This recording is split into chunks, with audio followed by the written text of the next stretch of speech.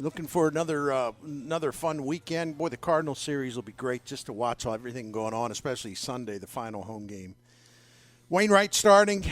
Don't know if he'll be back. Molina and Pujols, obviously, final regular season home game. And I know we're looking forward to the postseason, and they'll all be involved somehow. But you just never know when that part's going to be over. It could happen quickly, or they could go on a run. And Jim Hewer, again, I give my caveat. I know that there's, I believe that you got to be careful about connecting the regular season to the postseason. So, and I'm aware of that. Mm-hmm. But, that said, you can still make a wish list. And this offense has got to get rolling again. Goldschmidt, in particular. I think Arenado's swinging a bat good. Goldschmidt in particular. He had a relapse last night. They even pinch hit for him, which, wow, Yeah, I that one I kind of went, oh, why? I was trying to figure out, is this give somebody else a chance? You want them to rest? I thought we were trying to get him right. I didn't know. That one perplexed me a little bit.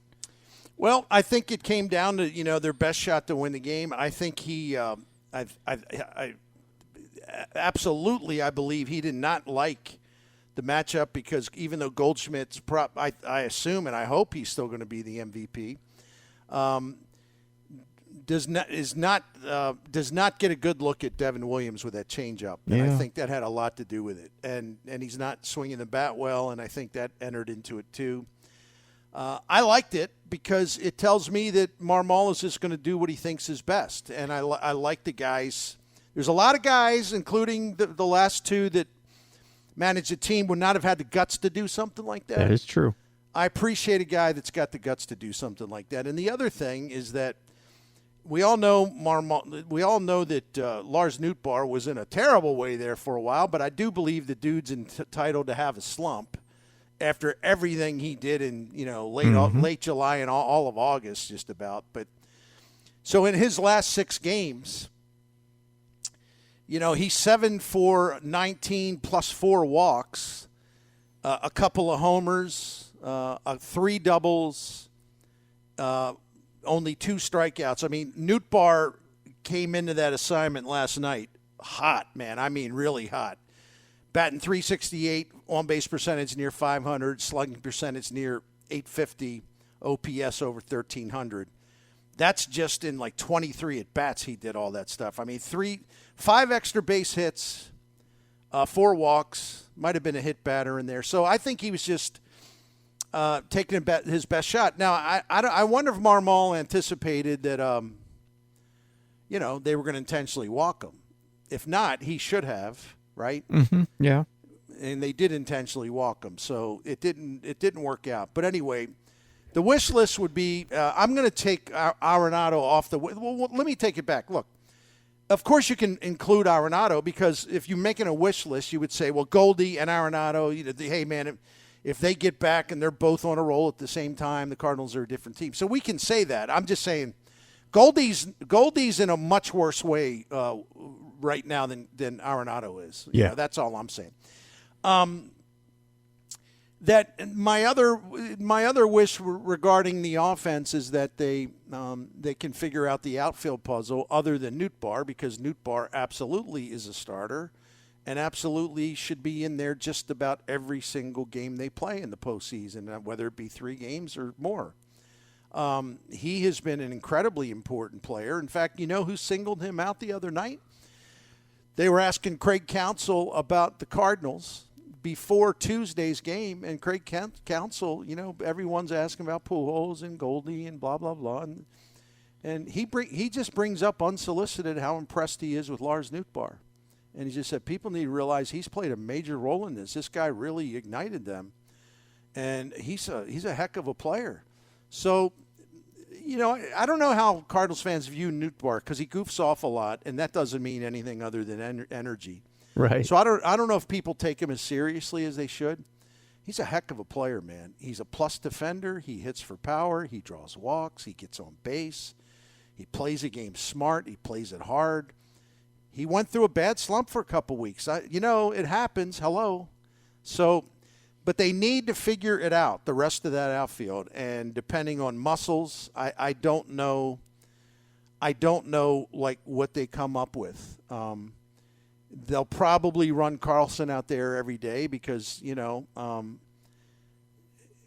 because he's a name and because they don't have a lot of great options. But I'm telling you what, he's had a bad September. His numbers are not good at all since he came off the IL. He's had some moments. I look at the body of work instead. He's not hitting right-handed pitchers. That part has maybe improved just a little smidge this month, but it's not enough to talk about. And my goodness, does he throw at bats away. It's just frustrating to watch him. I don't think his defense in center field has been as sharp. The kid DeLuzio, the rookie, the older rookie, but first-year player. DeLuzio's played 49 innings in center field, and he has already saved 3 runs defensively. Carlson's been parked on about 5 defensive runs saved in a long, long time, and he's played 450 innings in center field. I'm just making a point, Mm-hmm. Yeah, I follow you. We're not seeing him making the plays he was making before, So I don't know what's going on with him. I don't know if he's hurt. I don't know if his wrist is bad. I don't know if he's joined the head case club for a while. I just don't know anymore. And I also recognize he's 23 years old. So my hope would be, if I'm putting together a wish list, it'd be that Dylan Carlson just kind of remembers that he's good. And, just whatever he needs to kind of clear out of his head, clear it out. Let's go, man. You're too good for this. The other stuff on the wish list would be, I just hope I hope their bullpen is like full go, maximum, totally ready. Just sort of hitting a stride. Look, that bullpen's been really, really good. I don't think they're appreciated enough. I mean, the one stat I go to every time, it's a metric. Excuse me. They have the best win probability added in the National League, like second half of the season.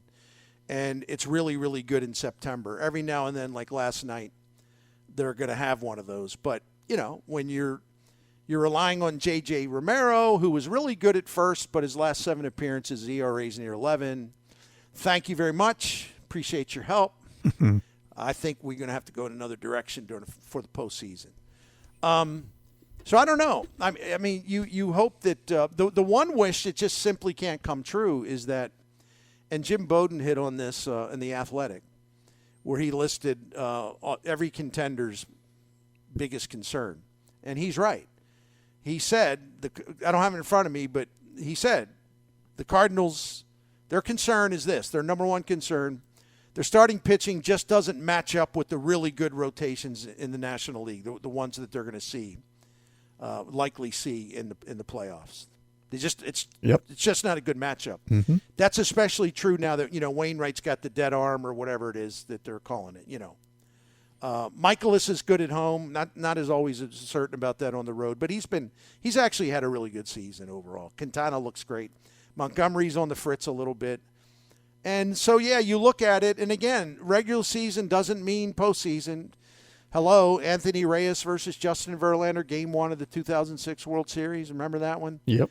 But still, we have all said this all season. Can the Cardinals match up with the big boys in terms of the rotation once all you do is start playing good teams? I think that's right there. I mean, that's a big question. Absolutely, it is. And if it's the Brewers, it's Woodruff and Burns. And if it's the second round, still up in the air. I mean, it could be DeGrom, it could be Scherzer, or it could be Fried, it could be Morton. Good luck trying to match up with that. It's not going to be an easy thing. And I'm in agreement with you on the starting pitching. The one thing I'll throw out there that, as far as I think is going to be heavily used, it's that bullpen. Can they be good? That's the way most teams manage the playoffs now. Mm-hmm. It's short. It's a short leash on starters, and I like this matchup better, so I'm going to my pen and I'm going to start it early. And here we go. And It seems like, and at least the feel to me, Bernie, is in watching the playoffs in recent years, at some point, as whoever goes through this gauntlet of playoff rounds, when you get towards the end of the World Series by games 4 and beyond, it's like, who has arms that can go tonight? Because we've used them every other night for about 2.5 weeks, and I got to find me outs in some of my arms in my bullpen. And that's just the way the game is being managed now in the playoffs. So the Cardinals, it's, Helsley, it's Gallegos, but it's the guy. Can Steven Matz be a factor? And how often can he be a factor? He looks good. He looks good so far. Palante, buddy, we're going to need you in the playoffs if you're the Cardinals. Where does Dakota Hudson fit into this puzzle in the bullpen? Can he be effective? All those guys are going to be needed if they're going to make a run in this thing. That's a question we're not going to know till we get to it, but they're going to be relied on. And if they win, they'll be part of the puzzle. If they lose, they might be part of the reason why. That's exactly right. And I think Marmol will be really aggressive, so that'll only put more pressure on the bullpen. Mm-hmm. And I don't think Marmol will let games get away. I think he's I agree with Ben Clemens. You can't be overly aggressive. You can't be like calling for the right-hander if Quintana gets in a jam in the first inning or the second inning. You just can't do that, and he won't do that, I don't think. You got to write Quintana in. I mean, his 11 starts as a Cardinal, he's got a 2.11 ERA, and the team's 9-2 in his starts. Like last night, he pitched well enough to win, but they couldn't score because it was hangover night. And the Cardinals still have this sort of like, oh, we're fine, man. We really think we can win the World Series. And I'd like to believe him. I'd probably buy into that more if they showed me that they could hit consistently and they could hit against good pitchers, because I just don't trust them. It's as simple as that. I'm not ruling out that their offense will be great in the postseason. There's no reason to rule it out. And you just look at 3 names, Goldschmidt and Arenado and Pujols. If they hit the way we've come to expect, even with Goldie slumping, if he hits, he finds it again in the postseason. The Cardinals are pretty, they've got a pretty formidable lineup. And Brendan Donovan, pardon me for not talking about his batting average like every one of the Cardinals analysts on Bally Sports Midwest or even the radio network, because it's all batting average. So let me put out a little Bernie memo. He's got a .393 on base percentage now because all he does is get on base because of hits, walks, hit by pitches. The .393 on base percentage right now for Brendan Donovan, this is how good this guy is. 7th overall in the majors, 4th overall in the National League. The only 3 guys ahead of him in the National League in on-base percentage, Freeman, Soto, and Goldschmidt. Only guys ahead of him in the American, like if he played in the American League, Judge would be there. Well, let me well, I won't get lost in the weeds. I made my point. Mm-hmm. But whatever you all do in the media, whatever you all do, don't talk about his on-base percentage, because we can't do that. That's one of them fancy. What is all this with these gobbledygook? So whatever you do not talk about his on-base percentage, even though he's got the 7th.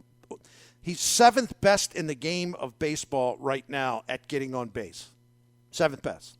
Let me tell you something. There's a lot of great hitters out there, right? Yep. But let's keep talking about his batting average. He's hitting 278. That's really impressive. Yeah, well, what about the .393 on-base percentage? Why don't we talk about that a little bit? I'm there with you on the. Give your audience some credit. They're not as dumb as you apparently think you are. They are, all you peoples. So anyway, go ahead. He's good, man. He's good. The kid's amazing. If you're asking me, he's got to be the leadoff man every night just because of that. And people, when I say this, one may cringe and then say, "Oh, he's not." I'm not talking about his power. I'm not talking about, but he has the leadoff capability that we saw when Matt Carpenter was right, and just gets on base. He takes really good at bats. We've seen it. I think it was every night this week he was in a game. He had an 0-2 or a 1-2 count, and before you knew it was a full count, and he's finding a way to get on base. That's what you want. He's an excellent 2-strike hitter. He gets into full counts more than anybody on the team.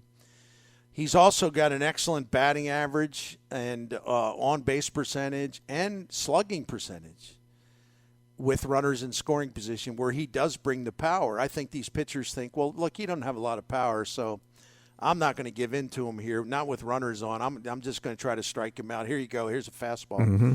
He's too smart for that, and he's too good for that. So there are so many underlying statistics that are not esoteric statistics about him that are really, really impressive.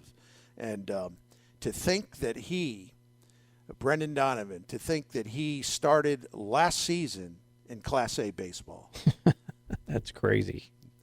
Now, I want to talk about something where it's just kind of on my nerves, and I know that this is one time where someone could accuse me of pandering, which I don't do, but people are going to say, oh, you're just ripping DeYoung, because your audience will like that. Yeah, probably so, but that's not why I'm ripping DeYoung. And by the way, it's not really ripping him as it is just the Cardinals for the idea that he is they're playing him a lot down here at the end because, as Ali Marmol indicated to Derek Gould, they want to just see his bat and how much it can help them in the postseason. They want to get a better idea of that. Listen, and I know that even Marmol, who's a straightforward guy, I know he's got to be PC to an extent. You can't just trash your players. You can point out what they need to do better, but I think a lot of people expect the manager of the Cardinals or whoever it is to say, like, well, he's the worst hitter I've ever seen. That's not going to happen, okay? It's not going to be like all of us hanging out at Friendly's talking about Paul DeYoung. It's a little different. So, but it bothers me that they're actually trying to spin this, that it is even possible that he would be on the postseason roster. And the reason it's such a sore point for everybody is that we know why this is, that there is even a chance. I don't think they're going to do it, but I don't trust them. Not because of Marmol. He doesn't select the postseason roster. He's got input, obviously. The front office just can't get over it. They gave him a contract that paid him $6 million this year. Let me back up. $4 million last season, $6 million, all guaranteed this year. That's $10 million. And then next season, guaranteed, even if they cut him, guaranteed $9 million. So that'll be an outlay of close to $20 million for Paul DeYoung over a 3-season period. And he spent a lot of this year in the minor leagues. And they are absolutely determined to show that they're smarter than everybody and that this was a good investment, and by golly, we're going to show you. Paulie going to turn it around. We just know it. And the idea that you're taking your best shot, as LaRusse would say, take your best shot. You're taking your best shot on with a postseason roster that would include Paul DeYoung raises a lot of questions what the priority is. Look, sometimes you just got to eat a contract. Sometimes you can't worry about trying to save face because, ironically, if you're trying to save face by keeping him around, it's a situation where you're doing the exact opposite because all you're doing is drawing attention to what a disaster the contract turned out to be. So how are you going to save face? What, he gets a double in a game? See? Hey, what have we been telling you? It's just absurd. Now, again, I said much earlier in the show, they don't have to, release him now.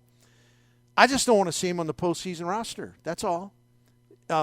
If they're determined to bring him to spring training next year, bring him to spring training. I'll raise hell at the time it's appropriate to raise hell when it looks like he'll make the team if he does next spring when he doesn't deserve to. You know what I'm saying? Yeah. They do have some people on the way here. So if you go back to the start of last season, he's hitting 181. His slugging percentage about 350. He gets on base 27% of the time.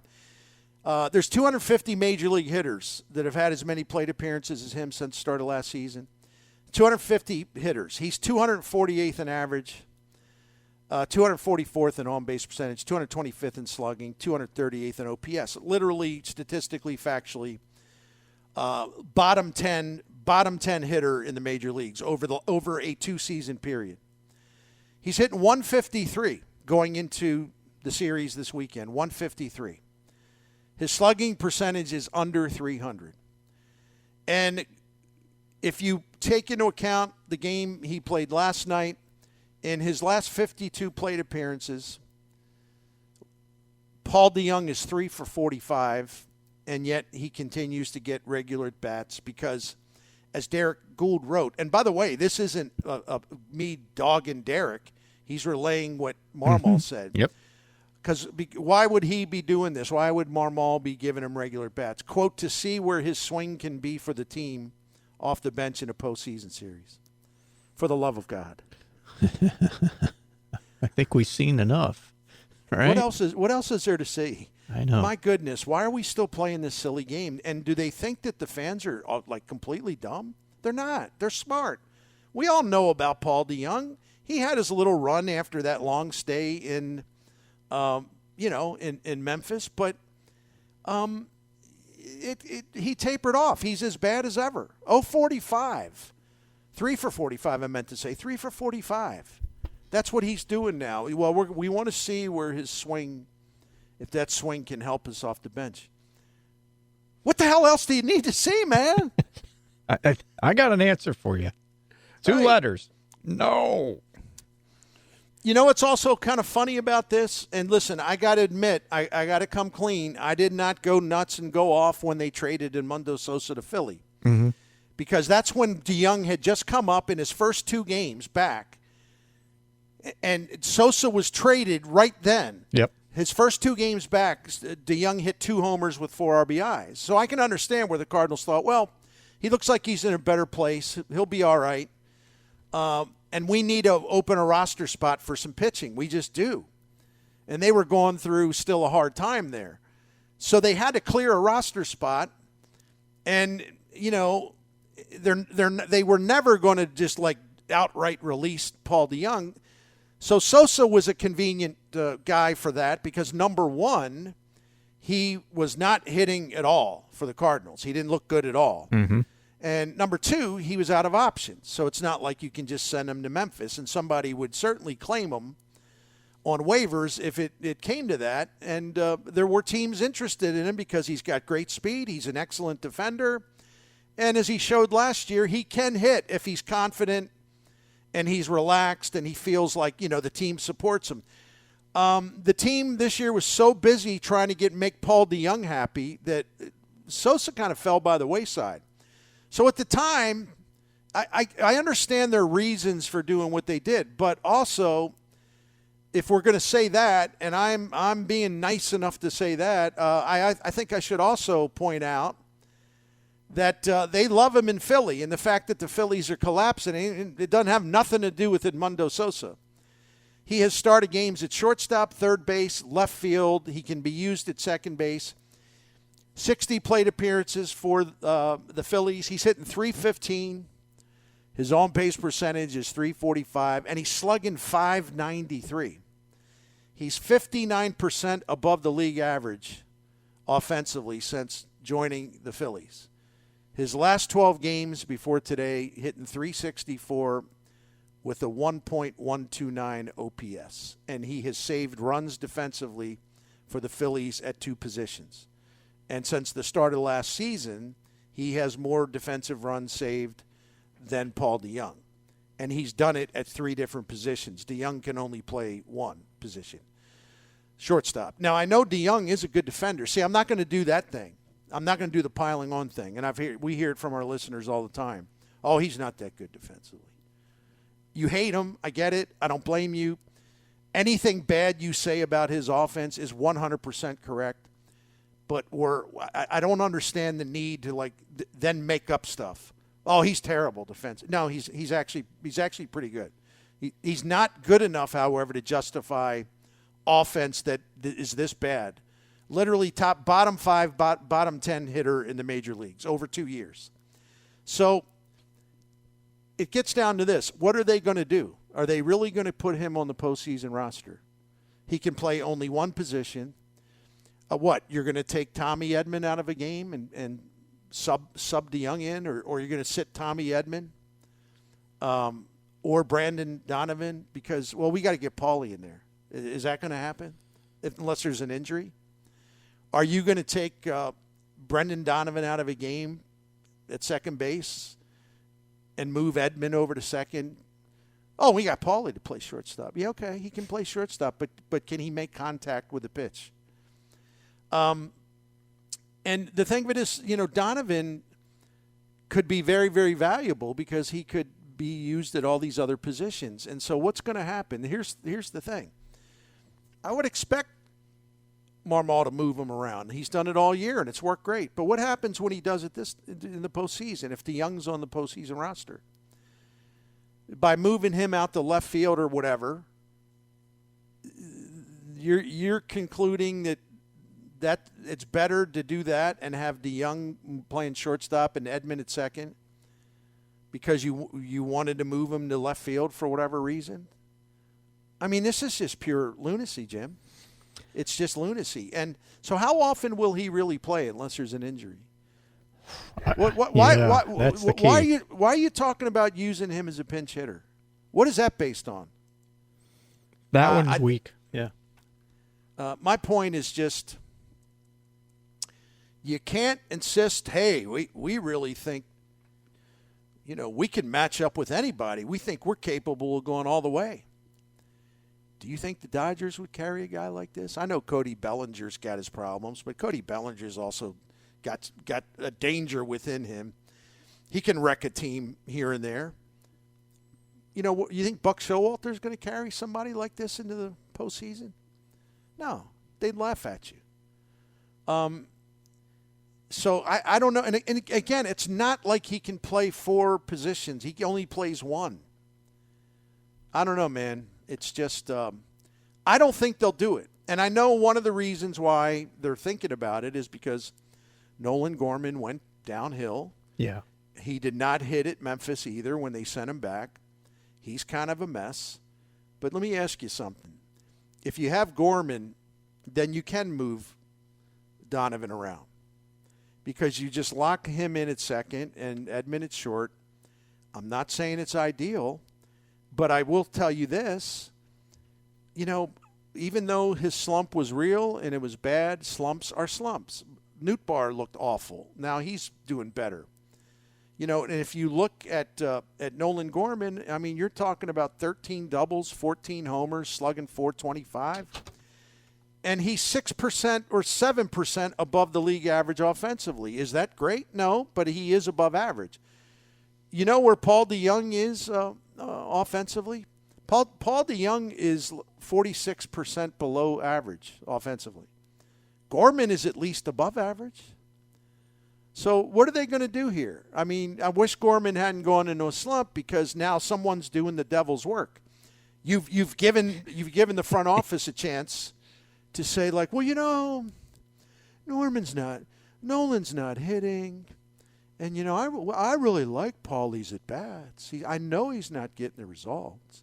Oh, and he's, other than Ozzie, I've never seen a shortstop like this, So we'll see what they do, but it's going to tell us a lot about what matters most. Is it payroll politics or is it the chance to lift a trophy at the end of the season? What's the priority? Yeah, I don't have an issue or a reason or a way that he should be on that roster. I just don't. If this was a lineup that was just hammering pitches and was scoring 5 runs a night and everybody's going well, then I go, all right, if you want a defensive guy to come in and play short if you need it, okay. But this lineup and this group of offensive bats doesn't have that luxury with this group. So, no, we don't need this big anvil weighting down the rest of the lineup. You just can't afford it. When DeYoung comes off the bench this year, and there's a reason why he hasn't come off the bench much this year, because why would you unless it's an emergency? He's 0 for 6. He's 0 for 6 as a pinch hitter with a couple of strikeouts. When he enters the game as a substitute, he's 0 for 11 with 7 strikeouts. Yet Marmol, because he has to, he doesn't pick the roster. He's trying to be diplomatic. There is a spot for diplomacy.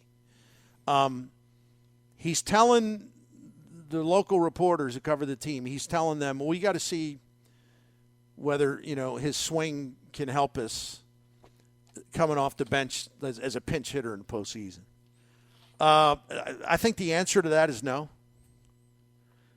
Based on the fact that number one, you hardly ever did that during the season. That's what you thought of him. And when he did bat, coming in as a sub, coming in as a pinch hitter, basically nothing. So what do you need to see? How much more do you need to see? Simple question.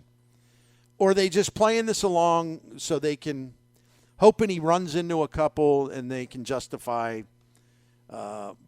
they can use that as cover for justifying a stupid decision. I don't know. I really don't know. When it comes to anything to do with money that they've invested and thrown away in a player, I just can't trust the front office. I can't. Because they have a track record with this stuff. That is 100% accurate. And if it gets to a guy who's just about done with his contract, that's a different story. Because the financial, aspects at that point are, it's just, they're so insignificant it doesn't matter. Like T.J. McFarland, good example. So anyway, I just wanted to pass it along. You talk about a wish list, but if you talk about a list of worries, the idea that they may be entertaining this is absolutely absurd. I would prefer Gorman up here because it would enable them to keep their versatility, their flexibility going. And I think the kid would probably, it'd be a morale boost for him to come up. And who knows, it could trigger something. I ain't giving up on him just yet. I mean, and the idea that you would give up him and give up on him and leave him on the sideline because you want to support Paul DeYoung? Who's going to be part of your future? After next season, it ain't going to be Paulie. No. So I think they'll do the right thing, but like I said, I can't quite trust them.